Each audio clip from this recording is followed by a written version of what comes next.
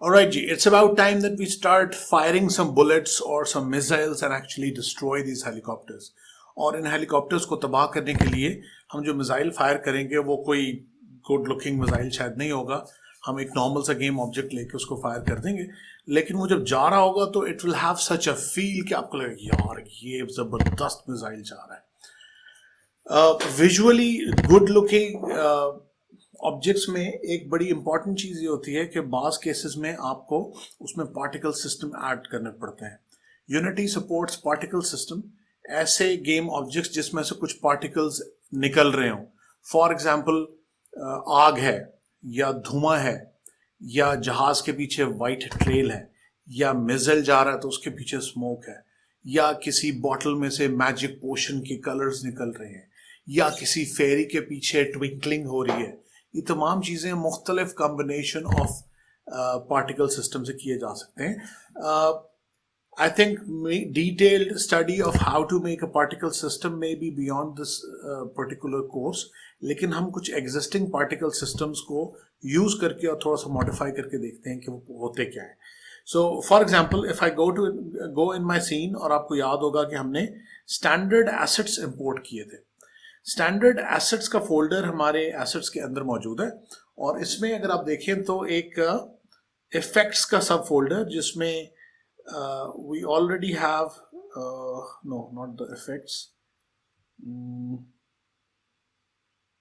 Should be effects नहीं, oh actually main पे ही particle system का एक फोल्डर है और उसमें कुछ बने बनाए प्रीफैब्स पड़े हैं जिनको हम थोड़ा सा प्रीव्यू करना चाहेंगे. तो अपने हेलीकॉप्टर के पास हम कुछ particle systems import करके देखते हैं. For example, I could probably add they call it steam.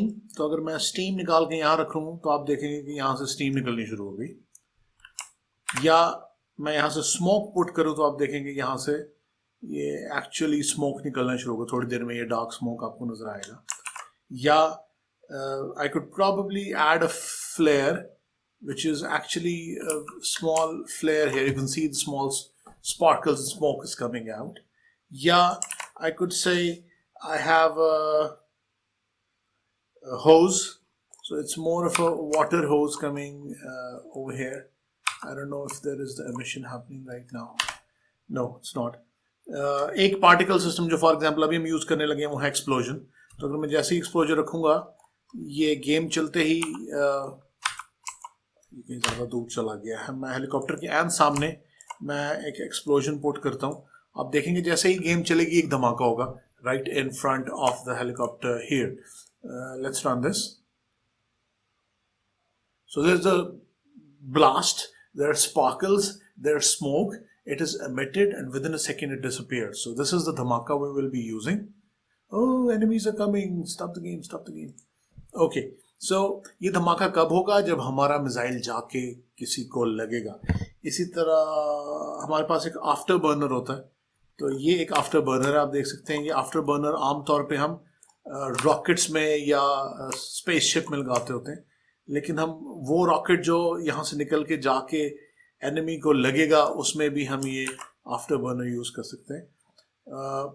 So, for example, अगर मैं steam लेके यहाँ पे रखूँ, you can see the steam is emitting white particles.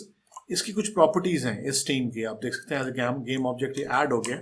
इसकी properties अगर मैं देखूँ यहाँ inspector में तो आप देखेंगे कि steam में मुख्तलिफ चीज़ें हैं. For example, this steam duration is basically 5 seconds.